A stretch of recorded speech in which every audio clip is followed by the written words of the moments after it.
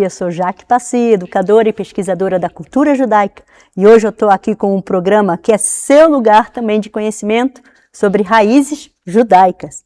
E o meu convidado dessa noite é meu querido amigo William Geduabe. Bem-vindo, William. Obrigado, muito obrigado, Jaque. Muito bom. O William tem uma história maravilhosa de vida.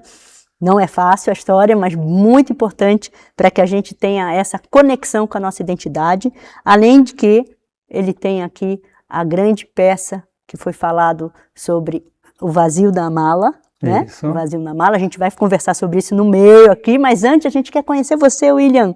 Quem é você, além da história que o público conhece através do teatro? Muito bom. Bom, William, brasileiro, casado, pai de 2 filhos, Camila e Carlos, avô daqui a pouco. Se Deus quiser, mais alto, que lindo. Venho de uma carreira de mercado financeiro, inclusive fui diretor do Banco Safra, diretor da Dreyfus, e eu tive um hedge fund durante alguns anos em sociedade com o Safdie.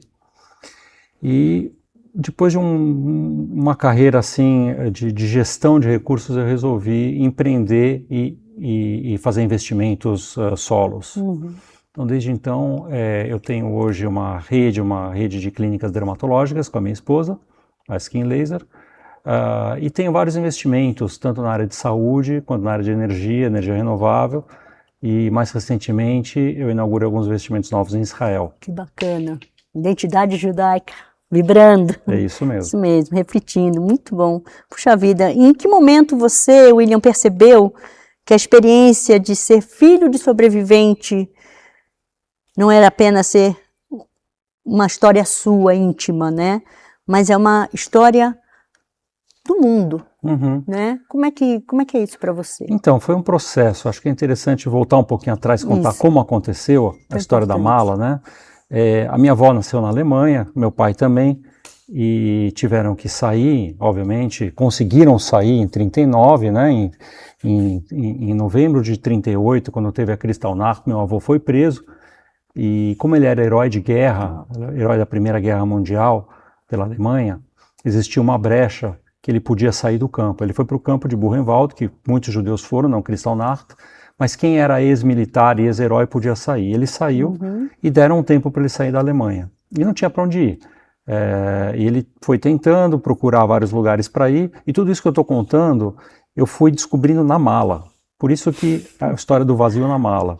Só para contextualizar, eu era pequeno, eu tinha uma mala na minha casa, na casa da minha avó, na verdade, só que aquela mala era um tabu, não podia mexer, não podia chegar perto dela, né? E depois que a minha avó faleceu, essa mala veio para minha casa. Eu abri a mala e comecei a ver um monte de documento que eu não entendi nada, em alemão, em chinês, em japonês, em yiddish, em polonês, não entendi nada. E comecei a minha busca.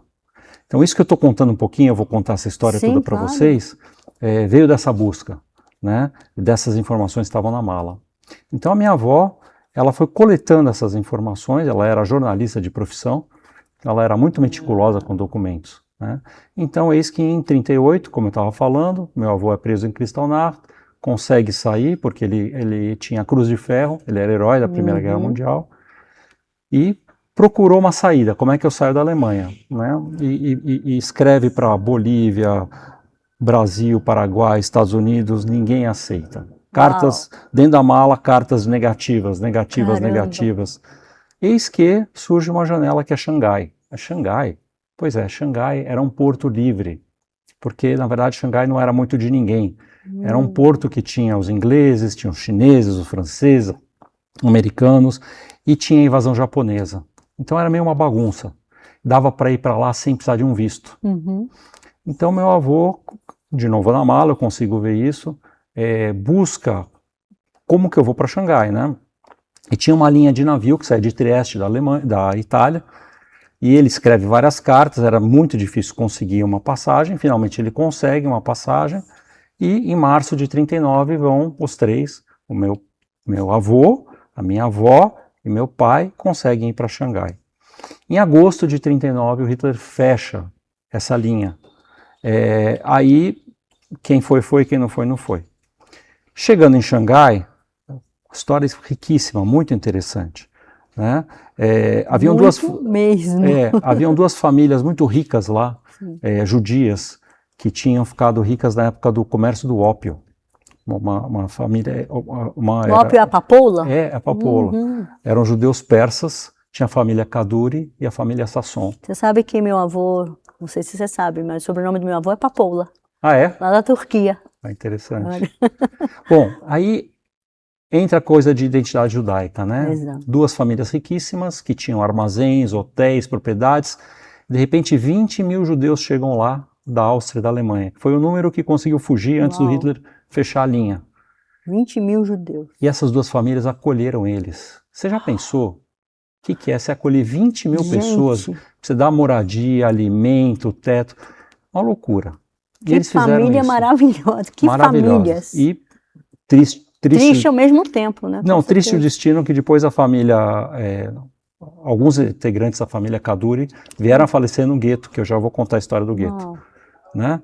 E a família Kaduri é conhecidíssima como uma família muito cabalista, você sabe disso? Israel uma família importantíssima, inclusive teve o Ilulá dele 2 semanas atrás, lota lá no túmulo dele, o pessoal vai rezar do Kaduraf Kaduri. É merecido, olha, são anjos. Família muito importante. Uau. E a família Sasson também, são famílias muito importantes, inclusive o Hong Kong Shanghai Bank foi fundado por eles. Uau. Não, eles são incríveis. Bom, eles acolheram os judeus. Meu pai era um bebê, ele nasceu em 38, começou a vida lá, e meu avô começa a vida lá. Então lá, 39, 40, aquela dificuldade, meu avô ainda tentando ir para outro lugar, eu consegui localizar algumas cartas que ele mandou para os Estados Unidos, ainda em Xangai, tentando pedir para ir para lá, de novo com negativa. Isso estava fora da mala, eu consegui ir em alguns arquivos americanos. Uau, que pesquisa, William. Pesquisei que muito. Pesquisa. Eu fui para Xangai, né? Sim, eu fui para a Alemanha, eu fui para Xangai, eu fui pesquisar isso. Bom, aí em 41 acontece o ataque japonês em Pearl Harbor, nos Estados Unidos. Nesse momento, como os japoneses e os alemães eram aliados, os japoneses viram aquela turma de judeus, não só os judeus, mas todos que não eram japoneses, como inimigos. Perguntaram para os alemães, o que a gente faz com esses judeus? Os alemães falaram, vamos matar. Uau. Vamos matar. Mandaram uma divisão armada, o general Messenger, para Xangai, para matar os judeus. E aí é uma história interessante, né? Porque os japoneses falaram, pô, mas a gente vai matar civis assim? Isso é crime de guerra, né? Não quero matar. E tem uma história muito curiosa que chamaram um rabino, os japoneses chamaram um rabino da comunidade para saber por que os alemães tinham tanta raiva dos judeus, né? Uau. Perguntaram, seu rabino, não lembro agora o nome do rabino, por que eles odeiam tanto vocês? O rabino parou, pensou e respondeu assim, porque nós somos orientais. Uou. Os japoneses são orientais também. Na verdade, ele está falando que eles não gostam de ninguém que não sejam os arianos. Exatamente. Olha a resposta que ele deu. Bom, aí discussão entre esse general Messenger e os japoneses, tá? Não vamos matar, a gente não quer ser conivente com de guerra. Mas nós vamos, como um milagre. Mas nós vamos colocar eles num gueto e deixa eles morrerem lá. Igual vocês fazem lá na Europa. Meu Deus. E aí fizeram o gueto de Xangai. E aí o meu avô, a minha avó e meu pai tiveram que se mudar para esse gueto. Todo mundo que estava fora do gueto teve que ir para o gueto, né? E é aquela coisa de gueto, né? Um monte de gente, não tem comida, doença, sujeira, doença, enfim, toda aquela catástrofe, tristeza. E eles sobreviveram lá um tempo. Meu avô... Tem mais ou menos ideia quanto tempo eles ficaram ali? Olha, 41 foi Pearl Harbor e a guerra acabou em 45. Então, você tira uma ideia, né? E eles só saíram depois, na verdade, da China em 48, em 49, né? Porque coisas daquela época, um mundo maluco, em 48... Hoje não está muito diferente, mas tudo bem. Em 48, o Mao Tse Tung toma o poder na China. Meu Deus. E aí não era contra os judeus, mas era contra quem não era chinês. Então todo mundo vai embora, e eles saíram e vieram para o Brasil. Estamos aqui, nossas raízes judaicas no Brasil. Brasileiro. Mas então a história, assim, a história da mala, ela me conta com uma riqueza de detalhes, eu não vou conseguir contar tudo agora. Não, sem problema. Mas... Isso que você já trouxe, já traz pra gente uma ideia importantíssima da identidade que tinha dentro dessa mala. Sim. né? Essa conexão, porque ele não ficou parado. Não. Ele queria ir para algum lugar. Isso é muito nosso, né? A gente não fica parado, deixa, vai. A gente não tem esse deixa a vida me levar. Não, explica. A gente tem uma coceirinha diferente. Não, mas aí o interessante é o seguinte, aí a minha avó e meu pai falavam em alemão entre eles, não falavam com a gente quando eu era criança, eu e minha irmã, e eles não tocavam no assunto de guerra, Xangai, era um tabu, era proibido, né? Em Xangai eles viveram quanto tempo lá? Eles ficaram 10 anos 10 lá. anos lá. 10 anos. 10 anos. E não se falava no assunto, mas estava tudo dentro da mala, estava lá guardado, para não sair de lá. E a minha avó guardou essa informação interessante que toda. eles trouxeram junto a mala, né? Sim. Não abandonaram a mala lá. Sim. A minha história não, a história não pode ser perdida, né? Não ela é dura, ela é triste, ela dói, mas ela tem a sua importância. Sem dúvida. Porque você aprende com ela, você aprende o passado, você aprende o que aconteceu e você tenta talvez tomar decisões na sua vida para não acontecer coisas assim de novo. Mas se você esquecer o passado, ele pode se repetir a história. Exatamente. Né? Que é o que a gente está vendo aí, né? A gente achou que era muito bem passada a informação sobre o Holocausto, sobre toda essa tragédia que foi, né? Mas e continua. Contextualizando a história, continua. Para poder todo mundo estar na mesma página. Vamos lá, vem gente, vem com a gente, porque eu tô assim, ó. Então, aí quando a minha avó faleceu, né? E a mala veio para minha casa, eu abri a mala. Falei, nossa, o que é isso, né? Eu preciso entender isso. E meu pai não falava nada. Você lembra o ano que você abriu essa mala? Foi, acho que em 84. 84, olha só. E aí eu falei, eu quero estudar essa história. E tinha uma questão pessoal minha também, porque aí eu vou abrir um parênteses, tem a questão universal, a questão da história, mas tinha a questão da minha casa. Aquela geração não gostava de falar da sua história. Era muito dolorido. Era um silêncio, então a casa era um silêncio muito grande. E aí eu tive uma relação com meu pai muito difícil, muito distante, né? Ele não sabia ser pai. Eu estudei no Pérez.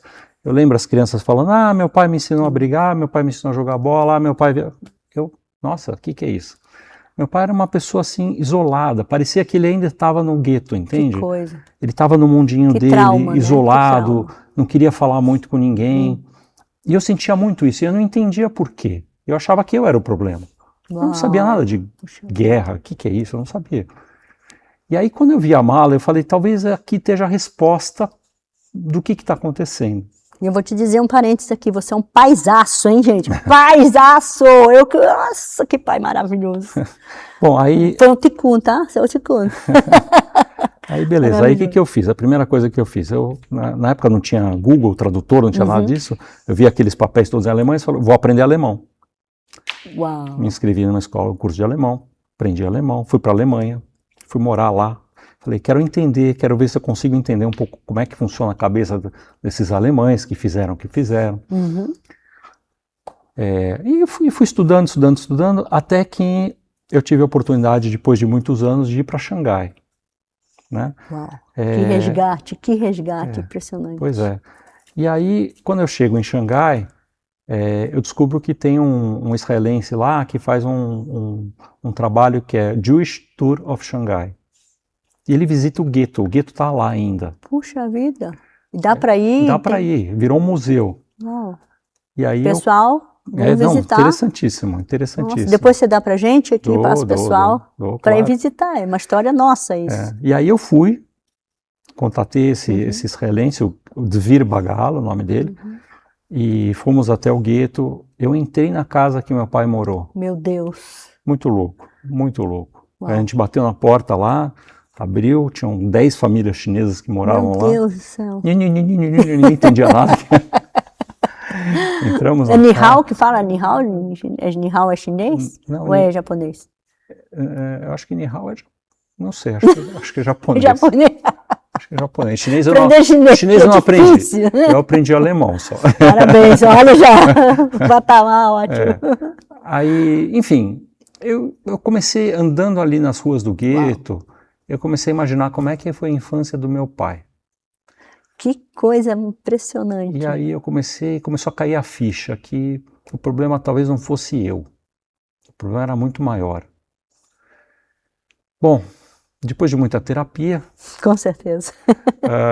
E um resgate muito grande, que você mesmo foi atrás disso. Eu fui entender mais quão importante é isso, né, na nossa vida. Às vezes a gente tem essas dificuldades de olhar para frente, às vezes se culpa, né, de talvez não ter uma relação boa com os pais, e às vezes não é a gente, né, são coisas do passado mesmo, e aí você foi lá buscar, não, eu vou entender isso. E aí, respondendo, agora que eu contextualizei, eu vou tentar responder a sua pergunta, em que momento que eu fui do individual para o coletivo, da minha história para a universalidade, né?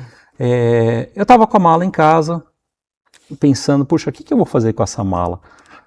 Eu fiz essa busca, eu entendi, eu aprendi, mas daqui a 2, 3 gerações, alguém vai ver essa mala aqui, vai jogar fora. Que porcaria é isso, né? Um monte de papel velho. E o Museu Judaico de São Paulo sai, durante a pandemia, faz uma exposição, Os Judeus de Xangai.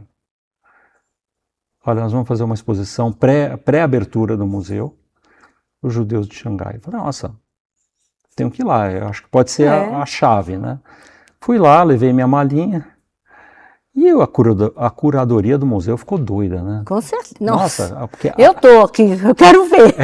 A riqueza de documentos, eles nunca tinham visto. Tinha coisa lá dentro que nem o pessoal de Xangai tinha. Tinha as notas escolares do meu pai no gueto. Que coisa. Tinha assim, era... A vida de vocês. A vida toda nessa mala. Muito interessante. Aí eu falei, olha, eu acho que vocês podem cuidar melhor dessa mala do que eu, porque vocês têm todas as condições, vocês vão cuidar... Eles guardam, né, em umidade correta, temperatura, eles mexem com luvas, tem historiadores e tal. E aí tinha um rabino no museu que ele conseguiu tirar as minhas dúvidas das lacunas da história. Eu fiz toda a história, mas tinha algumas lacunas. Tinha um rabino lá muito inteligente, que ele me ajudou a entender, ele leu os papéis em Yiddish. Uau! Foi fantástico. Quer falar o nome do rabino, pode? Puxa, eu não lembro o nome do rabino, desculpa.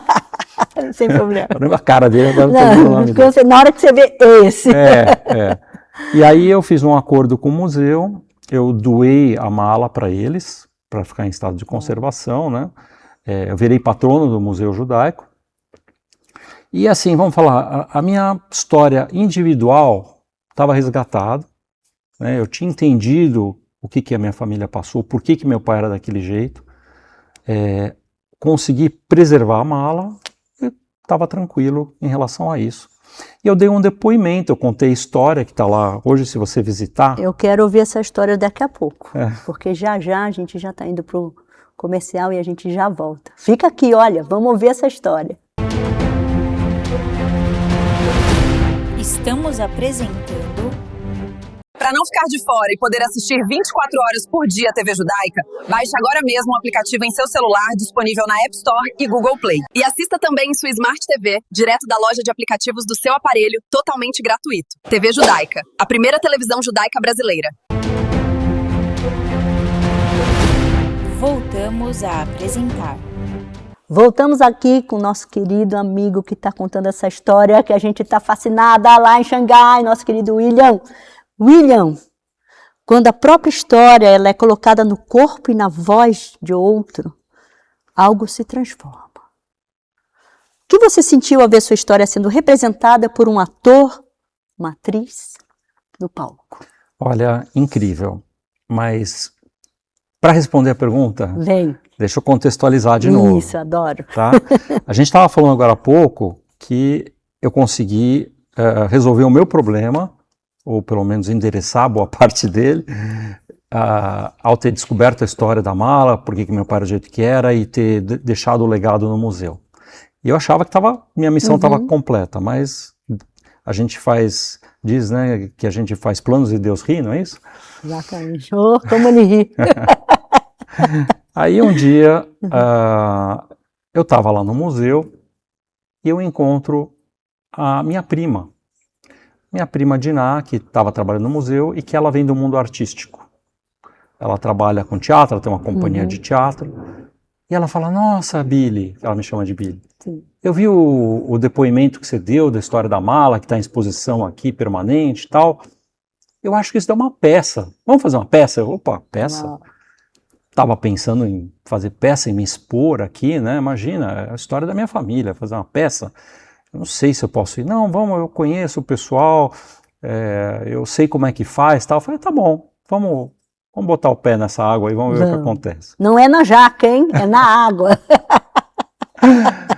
Aí a gente começou um projeto, ela liderando o projeto, contratamos uma dramaturga, e eu contei a história toda para a dramaturga. Ela não era judia, a dramaturga, Uau! mas ela tinha uma história de vida muito interessante, ela foi casada com um judeu. Eu acho que é muito mais legal isso, sabe? Eu também achei que podia, muito interessante. vindo uma história de um não-judeu, são outros olhos. Exatamente. Né?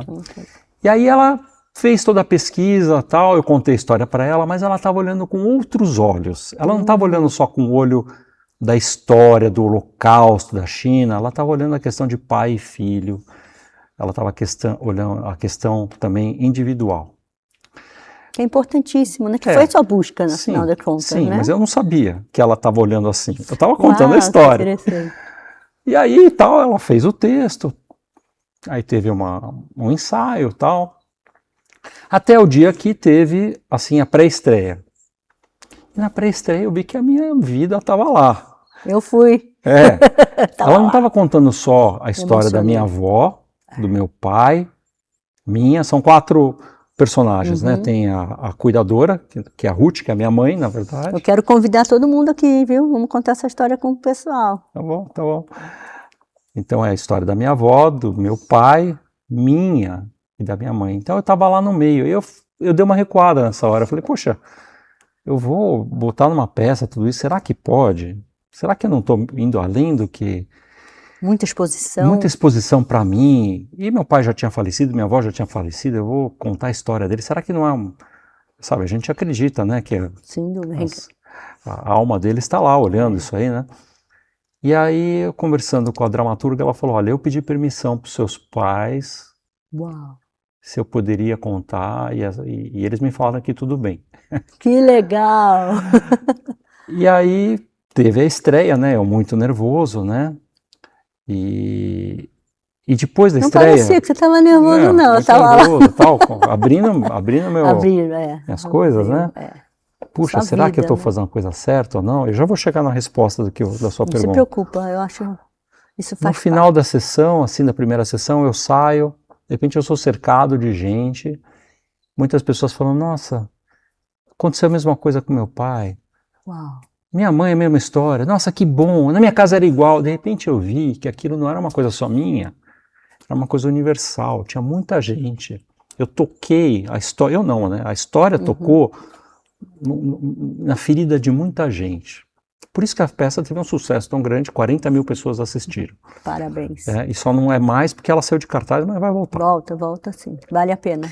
Mas então agora respondendo a sua pergunta, eu sentado ali em primeiro lugar da fila, vendo um ator representando meu pai e um outro ator que era eu.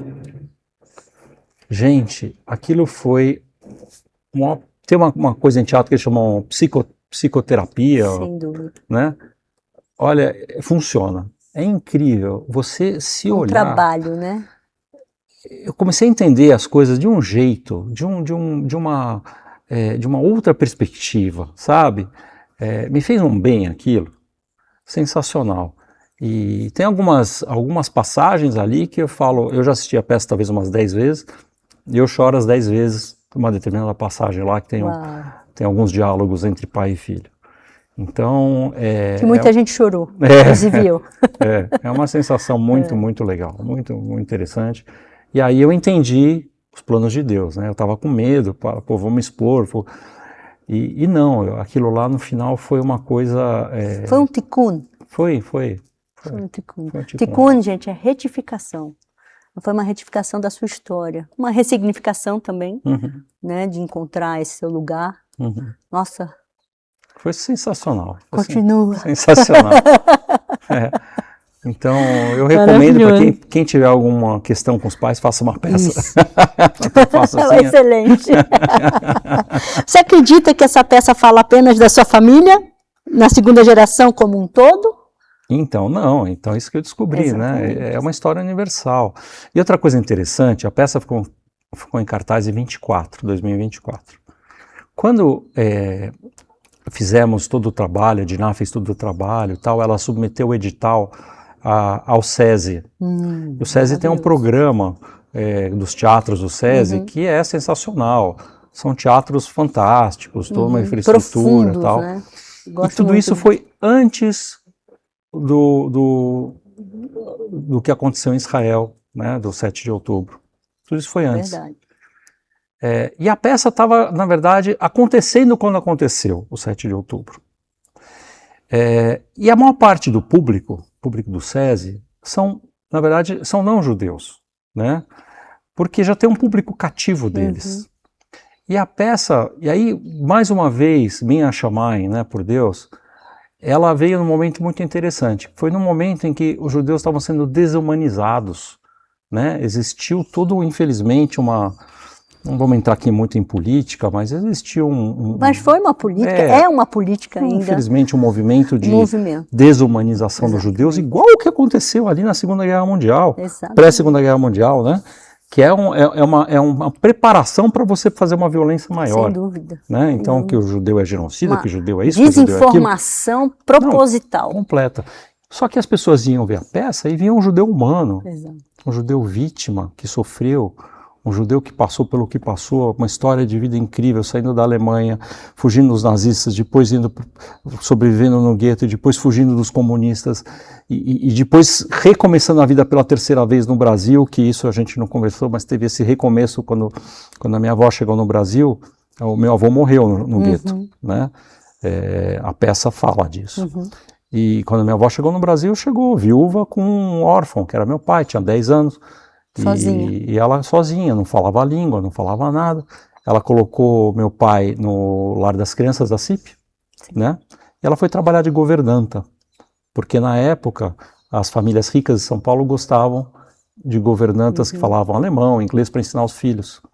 Então você imagina, ela era década de 30, o meu bisavô era muito rico na Alemanha, eles tinham fábrica de licores, tinha uma vida abastada, e passou por tudo que passou e chegou aqui, teve que arregaçar a manga e foi ser governanta. Né? E não podia mais ver o filho, só talvez de fim de semana. Não, de semana, cada 15 dias também, né? Pois é, porque ele estava lá no lar das crianças. Aliás, que bom que a CIP tem esse... Exato. Cola Cavote, que lindo o incentivo. Que lindo. Trabalho incrível da CIP. Então, eu me perdi aqui, onde é que eu estava? Você está falando da sua mãe, do trabalho, da minha avó. Desse recomeço, né? Sim. Avó. Não, e aí minha avó recomeçou, contando um pouco da história, né? Como é que foi esse recomeço. E meu pai não pôde estudar, porque, enfim, não teve essa oportunidade. Mas, de novo, Deus faz os planos deles. Ele falava alemão, falava inglês, tinha contatos na China. Ele acabou indo para o ramo de turismo e ele virou representante exclusivo da China Airlines no Brasil. Uau! China! E assim essa vida, a China faz parte, né? Não é? Ela é. E aí que tá, e aqui estou eu. Exatamente. Minha irmã, a gente se recompôs. Para sua irmã, como é ver essa história sendo contada? Também muito impactante também, né? Ela não mora em São Paulo, ela mora em Florianópolis. Exato. E ela acompanhou. Um beijão para ela, um beijão. Pra Paty. Paty, querida. Beijo, Paty. Bom, poxa vida, olha. Vamos lá, vamos Você falou aqui como reage, né, o público, e essa era a outra pergunta que eu ia te fazer, vendo que a história não é uma ficção que vocês estão contando ali, é uma realidade, é algo muito profundo, é algo que é vivência entre famílias, né, relação familiar. Você está trazendo um processo de construção pós-guerra, né? E para esses filhos, que são filhos de pais pós-guerra, né, é muito difícil a adaptação do entendimento de certas posturas, como você contou aqui para gente. Hoje, você olha isso com o comportamento com os seus filhos, né, na questão judaica. Como que você mostra isso para eles? Então, cada geração vai tendo uma experiência diferente, né? Como você tem uma explosão de uma bomba, quem está perto daquela explosão tem aquele choque mais forte. Né? E conforme você vai se afastando do epicentro da bomba, no caso, afastando com o tempo, né? Tempo e espaço aqui, você vai tendo choques cada vez mais brandos, mas eles ficam, eles reverberam. Se você pensar bem, o universo até hoje tem a frequência da micro-onda, que é do Big Bang. Vai ficar para sempre. Então, em todos nós, vai ficando essa experiência, né? E essa experiência nos molda. Então, eu diria que hoje, eu, principalmente depois de todo esse processo, eu consegui entender quem eu sou, da onde eu vim, a minha história, o que foi feito de certo, o que foi feito de errado no passado, para tentar corrigir, né? E isso é muito interessante, porque isso me dá uma direção, me dá um propósito. Isso é maravilhoso, Então, né? eu consegui, na verdade, colocar metas na minha vida, propósitos, que tem a ver com essa história. Então, para mim, Tikkun Olam é um conceito muito claro, é uma coisa que tem que ser feita, né? Então, a peça, para mim, é um Tikkun Olam, né? Eu tenho feito alguns investimentos em Israel. A gente vai falar nisso já já. A gente já volta, próximo bloco, a gente vai ouvir sobre esses investimentos. Mão na massa aqui, hein? Já já a gente está de volta. Estamos apresentando TV Judaica em Foco é um programa que traz informações de qualidade, reflexões atuais e uma visão ampla sobre os temas que impactam o nosso dia a dia.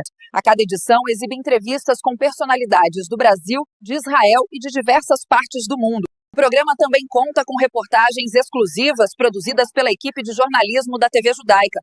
Programas inéditos vão ao ar às terças e quintas-feiras às 22 horas, com reprises aos sábados às 23 horas e domingos às 21 horas.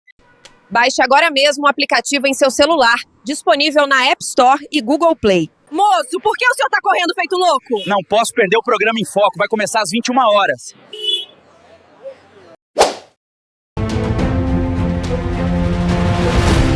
voltamos a apresentar. Voltamos agora com o nosso querido convidado William Geduab, que está aqui abrindo o coração, contando para a gente a importância do teatro na nossa vida. Entre o vivido e o representado nasce a transformação. Como transformar, então, uma herança de trauma em consciência e ação? Conta pra gente isso. Eu acho que a questão é você conseguir pegar os pontos principais, as lições principais e transformar isso em propósito. É o que eu fiz. Então eu entendi o que o nosso povo passou e passa, né? E coloquei como propósito o que eu posso fazer para ajudar a melhorar um pouco, que seja pouquinho, mas fazer o meu Tikkun Olam, né? Esse é o propósito. Ser proativo. Isso, né? Ser proativo. Então, uma das coisas foi ter doado material para o museu, para perpetuar a história. Vão visitar o museu, fica na Martinico Prado, Prado. onde era o Betel. Isso, É maravilhoso o museu. maravilhoso. Outra coisa foi a peça, porque a peça teve um alcance muito grande, a peça talvez vai virar filme. Se Deus quiser. Vamos atrás de patrocínio. Pessoal, isso é muito importante. A gente está com Lei Rouanet, né? A minha prima está correndo atrás disso. Tivemos o patrocínio do SESI, que foi espetacular. Agora, teve até uma conversa, eu mandei ela para Xangai. A gente tentou emplacar a peça lá. Tem um probleminha, tem alguns problemas geopolíticos difíceis. Conversei com alguns contatos em Israel também. Sensacional, imagina essa peça em Israel. Então Uau. Também está tendo essa conversa. E legal. Quem quiser ajudar a Rouanet, só Vamos falar ser parceiro, gente, é nossa história. Com a Diná, que ela está... Ela vai vir aqui, se Ela Deus vai vir quiser, aqui. vou chamar, ela está aqui já, convidadíssima para vir aqui contar a história de uma grande atriz, diretora, jornalista, maravilhosa, viu? Vocês vão amar também. Porque a peça tem um papel educativo. Então, por exemplo, a peça se passa em Pessach, né? E quem está assistindo a peça não sabe o que é Pessach. Como eu falei, são não-judeus principalmente. E aí eles começam a se interessar, faz uma pesquisa no Google, começam a entender que assim, é uma cultura diferente e muito rica. Sem não é? dúvida. E é uma cultura que, na verdade, deu origem a muito do que é o mundo hoje. Sem dúvida. Né? Falando nisso, William, um parêntese aqui. Eu sei que você gosta muito da questão da tradição. Né? E como é isso? Você, com a sua família hoje, com a tradição judaica, na sua família tinha coisas de tradições judaicas que você traz ou é uma coisa que você reconquistou isso para você? Eu precisava fazer essa pergunta, não podia esquecer. Ótima pergunta. Então, a guerra destruiu a história, vamos falar assim, na hora que que o meu avô falece em Xangai, a família toda desaparece em Auschwitz, né? Eram 10 irmãos, foi todo mundo, infelizmente, assassinado. Não tinha mais quem passar essa cultura para frente. Então, na minha casa, a minha mãe ainda fazia, acendia as velas do Shabat, né? A gente sempre foi nas grandes festas, mas eu não vou te dizer que nós tínhamos um lar muito religioso, não tínhamos, porque se perdeu, a história perdeu. E uma das coisas que eu fiz foi tentar resgatar isso também. Então, como eu falei, eu fui trabalhar no Safra, acabei colocando meus filhos na Beit Yaakov, né? Inclusive foi professora dele. Fui professora, fiz amizade com alguns rabinos e passei a estudar a Torá. Eu contratei aulas de Torá durante 3 anos, eu fiz com um rabino, foi muito bom, né? Então eu fui atrás. Aulas de hebraico. Aulas de hebraico, exatamente, sim, é muito importante. É tão rica a nossa cultura, tem tanto conhecimento. É maravilhoso, é maravilhoso. Talmud, a Torá, é muita festas, coisa profunda. Maravilhoso, é maravilhoso. Amo muito. Então, sim, eu procuro manter, mas, enfim, não é fácil porque, assim, não era uma coisa que a gente não era kasher em casa. Eu tenho o meu nível de kashrut hoje, eu não como porco, eu não como frutos do mar, mas não chego a ser, quer dizer, eu como carne normal, então não sou exatamente um kasher, mas eu faço até onde eu acho que está bom, no meu nível. Mesmo. E nisso você traz, então, a sua posição em relação a Israel. Sim. Né? Isso tem a ver com a sua conexão. Sim. Conta um pouquinho dessa conexão com Israel. Isso é muito, muito interessante. Sempre tive admiração, como todo jovem fiz ali, uma época que eu fui morar em kibbutz, trabalhei numa fábrica lá no Lohamei Agitaot. Olha só. E eu não tenho... Na Cato Laranja? Não, era uma fábrica de schnitzel. De schnitzel? filé de franga milanesa, gente. Isso. E sempre tento manter, apesar que eu praticamente não tenho família, tenho pouca família, minha esposa tem um pouco mais. Mas o que acontece? Eu sempre frequentei a comunidade aqui, né? Sim. E tem recentemente algo muito interessante que me orgulho de falar, porque tem a ver com esse propósito de Tikkun Olam. Durante essa catástrofe que aconteceu recente, né, os grupos do mundo todo se juntaram para ajudar Israel da forma que dava. Exato. E eu também participei, né, do fundo comunitário, etc. Mas eu falei, puxa, mas o alcance disso é limitado, né? Afinal, nós estamos falando de um país inteiro.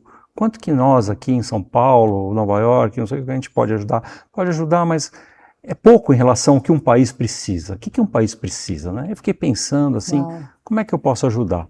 Me deu um clique. Falei, sabe, eu sei que em Israel tem muita empresa de tecnologia, né? O ecossistema de tecnologia, o Startup Nation. E eu ouvi por alguns amigos que tinham uma série de empresas em Israel, maravilhosas, mas empresas ainda em estágio inicial, e que estavam em dificuldades importantes por causa da guerra. Né? Então eu fui durante a guerra, fui para lá, visitar algumas empresas para ver o que eu podia ajudar. E eu fui numa empresa que tem um futuro brilhante, um produto maravilhoso, mas a empresa estava em dificuldades porque basicamente a produção parou. Ela tinha os contratos, ela tinha um produto, mas parou tudo porque foi todo mundo para reservista, todo mundo foi lutar. A empresa estava sem fôlego, estava sem dinheiro. Eu fiz um acordo com eles, fiz um empréstimo, conversível em ações e tal. E a empresa saiu do buraco financeiro, então não vou falar buraco, mas vamos falar, estava precisando. Você deu um bom subsídio para aquela... Foi, e a empresa, o que ela faz? É muito interessante, inclusive eles têm clientes aqui no Brasil. Que legal. Chama Tevel, a empresa. Eles têm drones que colhem frutas. Você perguntou do Tapuz. Exato, exatamente, do Tapuz. E recentemente, assim, uns 3 semanas atrás, eu recebo um WhatsApp do presidente da empresa.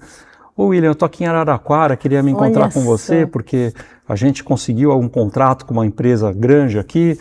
Pô, que bacana, que bacana. Muito então legal. Essa é uma forma de fazer um Tikkun Olam. Entendeu? Sensacional. Por quê? Porque essa empresa daqui a 10, 15, 20 anos continua. Exato. pagando imposto, dando empregos e tal. Exatamente. E nessa linha, depois Isso é empreendedorismo. É isso, é empreendedorismo. E nessa linha, eu acabei indo para Israel de novo, em conjunto com o Ministério da Economia de Israel. Tem alguns programas de conhecer o ecossistema de startup. Muito legal. Já investi em mais 2 empresas lá. Sensacional. Então é uma forma de você realmente fazer uma coisa que é perene, né? Sem dúvida nenhuma. Que gigante. Coloca a volta. E acho que isso tem um pouco a ver. Palmas para essa iniciativa. Vamos lá, minha gente. Vamos lá. Vamos se unir, Não precisa ó. bater palma, não. Mas Precisa eu sim. fico Mas não feliz. é só palma para você. É palma para sua ideia tão importante de poder dar essa força, essa energia para essas pessoas, para essas empresas. Isso é gigantesco. Porque quem pensa isso? Né? As pessoas não pensam nisso, pensam em outras coisas, você sabe. Então, assim, isso é gigantesco, é outra cabeça, é open mind, né? É ver o que hoje a gente pode, qual a nossa possibilidade hoje de botar mão na massa. E aí eu queria falar por que tudo isso, né? Aí a gente volta, vamos fazer o gancho de tudo que nós estamos falando sem dúvida, aqui, que é pra... do holocausto, da Exato. peça, do Tikkun Olam, do investimento. Exato. No fundo, eu acho que a missão que a gente tem, todo mundo não, pelo menos o que eu acho para mim, é tentar fazer um mundo um pouquinho melhor. Porque com a evolução do planeta, a evolução das pessoas, aumentando o nível de riqueza, você começa a ter menos motivo para as pessoas, pelo menos assim imagino, para fazerem os absurdos todos que foram feitos, né? Se olhar o mundo há 200, 300 anos, a vida era muito pior. Muito pior. Nem precisa ir tão longe. Pois é. Agora, infelizmente, ainda tem aqueles focos de narrativas odiosas que inventam mentiras e simulam coisas né? superficiais e colocam mentiras junto com verdades para parecer que é real, não é? E quando você vai a fundo, você desmascara. Exato. A gente está vendo esses debates todos o tempo todo. E é muito triste ver isso, né? Mas eu ainda acredito que a gente contribuindo de uma forma positiva, né? Criando riqueza, dando oportunidade, dando empregos, dando cultura, dando educação, mostrando ações, você vai conseguir melhorando aos poucos o mundo. Quem sabe daqui a X anos a gente vai ver no mundo que não vai ter mais isso, né? Essas mentiras todas que falam da gente, que realmente é... E é importante isso, né? Você não está assim, olhando só o seu hoje, é o futuro, né? Vem seus netos aí, se Deus quiser. Então é uma coisa que você está trazendo e mostrando para a sua família, né? Uma construção dentro da família, isso é tão importante. Exato. Né? Isso é tão importante. E a última pergunta que eu queria te fazer é, se você pudesse hoje colocar algo dentro dessa mala, não como personagem, mas como o William, como seria isso? Eu ia pedir desculpa para o meu pai, porque eu não entendi o porquê que ele era do jeito que ele era, eu não tinha como entender na minha infância. E quando eu consegui entender, e com a história da peça inclusive, ele já não estava mais aí. Então eu colocaria um pedido de desculpa para ele. Uau! Com certeza ele te desculpou já faz tempo. E a sua mãe? A presença da mulher nesse seu encontrar William? Como que você vê isso? Minha mãe é maravilhosa, ela é filha de alemães com russos, também judia, uma infância difícil, mas ela sempre teve um coração muito grande, sempre ajudou todo mundo. E na peça, inclusive, ela é a Ruth, ela é a pessoa que põe tudo para cima, que cuida de todo mundo, que procura ver as coisas numa ótica positiva. Você puxou isso dela, né? Ela é empreendedora. Sim. Ela podia também ter desistido e falado, olha, não vou ser governante, vou ser nada, vou ficar pedindo ajuda. Não, ela foi, é verdade. É muito fácil pedir ajuda, né? Mas ela foi lá, batalhou, foi atrás, e sem vergonha nenhuma. Ela foi dar dignidade para a família. A minha avó, uma pessoa incrível, ela ela tinha uma força de vontade, né? Uma mulher, um exemplo, porque, puxa vida, outra coisa curiosa, muitas pessoas que passaram por isso desistiram de ser judeus. Isso aconteceu. Muito. Falou onde estava Deus no holocausto e tal. Não, ela não. Ela reconheceu o valor da nossa cultura, daquilo que a gente traz. Quem fez ruim não fomos nós, foram os outros, né? E ela Exato. conseguiu sobreviver, né? Criar o filho único que sobrou e está aí. Hoje já tem uns 4, 5 bisnetos. Está baixo emolado. É isso aí.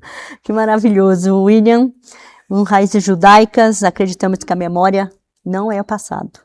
E compromisso com o futuro é agora.